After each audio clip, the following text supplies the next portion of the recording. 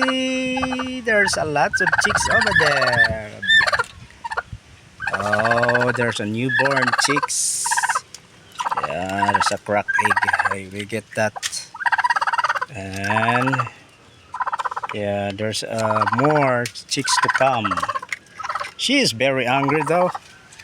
She afraid that I get her chicks. I didn't get your chicks because I've got the crack eggs. I want to. Whoa, there's 5. Oh, there's 5, and there is. Well, this egg will be cracked soon, and her mother want to go out. Don't go out yet. You're not finished.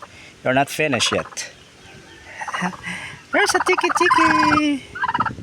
Hello, hello, hello, hello. You are so cute. Yeah, thanks God that you're cute. Cutie, cute, cute. She is very angry. She angry with me. Where's the others? How many are they? Oh, there's only 4. There are only 4 now. So there are 5 left. So there are 9. There are 9.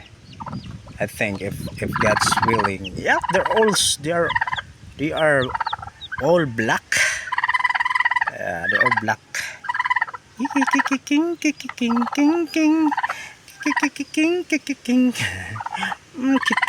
Cute mo talaga, no? Brown. His head is brown. Yeah, I don't know if his or her. Only know if they are 1 week. 1 week they are in the ground. We can clarify if they are boy or girl. Okay. Yet I think tomorrow you will be go out. Yeah, because there are 5 left. Yeah.